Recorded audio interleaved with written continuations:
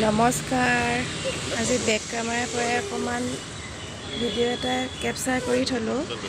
মোৰ ইউটিউব পৰিয়ালৰ সকলোলৈকে সুপ্ৰভাত জনালোঁ। সকলো ভালে আছেনে? ময়ো ভালেই আছে বাৰু। চাই থাকিবচোন মোৰ ভিডিঅ'বোৰ।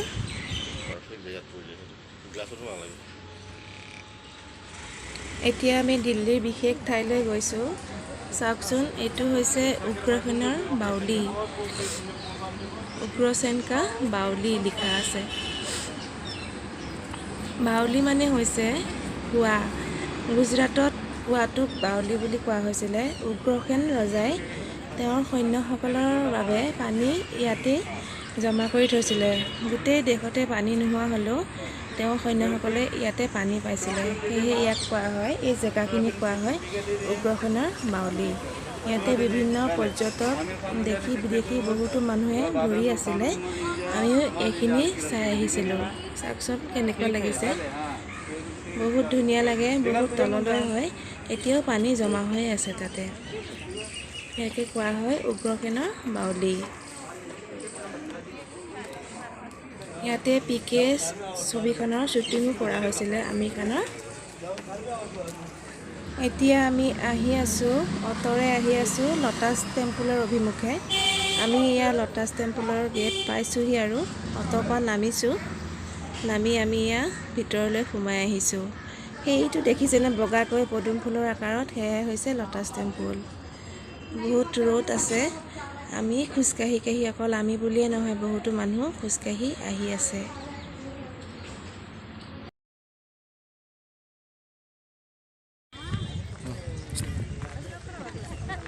আমি এতিয়া ল'টাছ টেম্পললৈ আহিছোঁ, দিল্লীৰ বিখ্যাত ল'টাছ টেম্পল। যিসকলে আহিছে চিনি পায়, বা নাহাসকলেও দেখিছে চাগে ইউটিউবত, গুগলত। আমি এতিয়া ল'টাছ টেম্পললৈ সোমাই আহিছোঁ। আহি থাককচোন আমাৰ লগে লগে।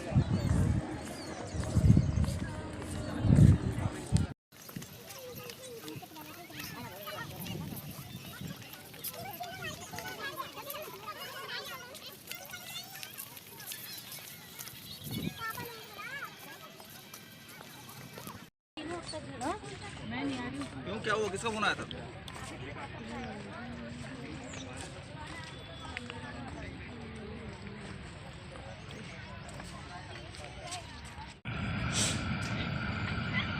আমি ল'টাছ টেম্পলৰ ওচৰ পাইছোঁহি আৰু প্ৰায় গেটৰ পৰা 1 কিলোমিটাৰমান খোজকাঢ়ি আহিব লাগে। তাতে বহুত ৰ'দে মাথা ঘূৰাই দিছে আৰু ইমান ৰ'দ, তেওঁ মানুহৰ অভাৱ নাই।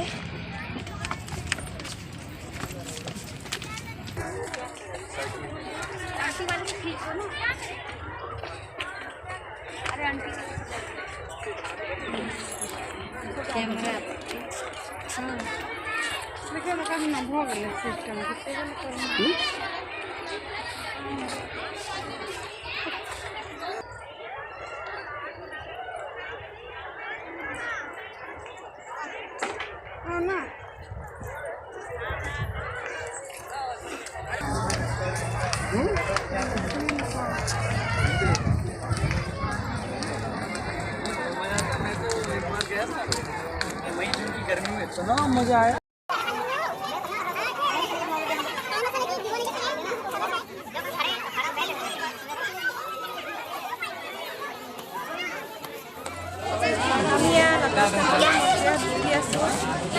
ভিতৰত সোমাব দিয়া নাই, গম পোৱা নাই একো। চব মানুহবোৰ এনেকৈ আহিছে গৈছে, গৰম যদিও বহুত আহিছে গৈছে। আমিও সেই অকণমান বাহিৰতে বহিছোঁ আৰু যামগৈ আৰু। গৰম লাগিছে নেকি তোমাৰ? আমাৰ অসমতকৈ বহুত গৰম, দিল্লীতো হ'ব লাগিব কাৰণ নেক্সট আৰু 2 মাহমানৰ পিছতো আৰু গৰম হ'ব। এতিয়া আমি ইয়াৰ পৰা ওলাই যাম আৰু লাহে লাহে, কিয়নো ভিতৰত সোমাব নিদিয়ে। মই ইয়াত নকৰোঁ, ওলাই যাম আৰু।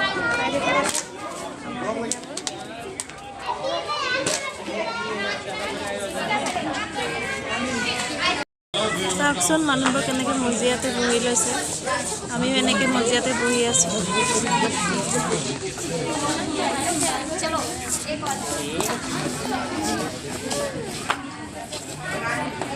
মন্দিৰটোৰ চাৰিওফালে এনেকৈ পানী থৈছিলে, পুখুৰী নিচিনাকৈ সৰু সৰুকৈ বনাই, তাতে টকা দিয়ে চবেই, খুচুৰা পইচা। ময়ো দিছিলোঁ। পইচাবোৰ মানে ওপৰৰ পৰা জিলিকি আছিলে, বহুত চাফা আছিলে পানীখিনি।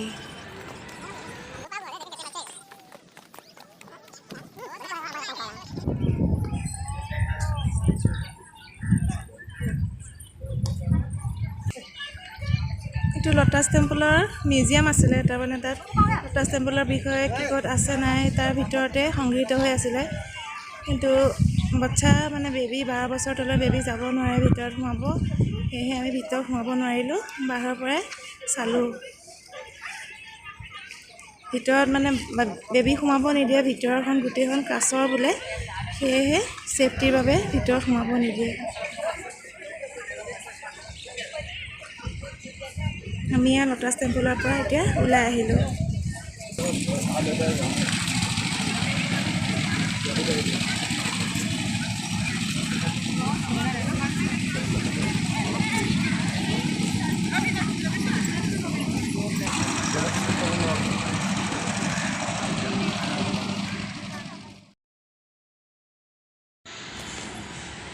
এয়া আমি এতিয়া আছোঁ অক্ষয়ধামত।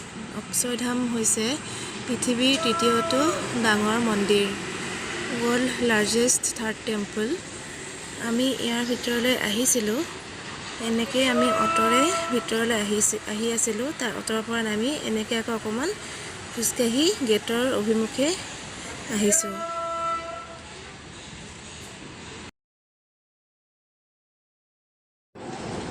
এয়া আমি ভিতৰত কেম্পাছত আছোঁ অক্ষয়ধামৰ, কিন্তু দুখিত যে এনাউন্স কৰি আছিলে যে ভিতৰত মোবাইল কেমেৰা একো কৰিব নোৱাৰিব, সেয়েহে আমিও কৰিব নোৱাৰিলোঁ। সকলোৱে নিজৰ নিজৰ কেমেৰাবোৰ, মোবাইলবোৰ এঠাইত জমা দি থৈহে ভিতৰত যাব লাগে।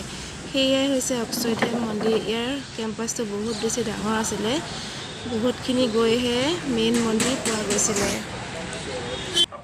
অক্ষয়ধামৰ কেম্পাছটোহে কৰিব পাৰিলোঁ, কোনেও বেয়া বা ভুল নাভাবে যাতে, কিয়নো তাত ভিডিঅ' এলাউ নাছিলে। আমি তাৰ পৰা ওলাই আহিলোঁ। যিসকলে আমাৰ ভিডিঅ'টো চাই থাকিলে ইমান সময়ে নিজৰ সময় ক্ষতি কৰি, সকলোকে ধন্যবাদ জনালোঁ। আগলৈকো মোৰ ভিডিঅ'বোৰ চাই থাকিব দেই। ধন্যবাদ।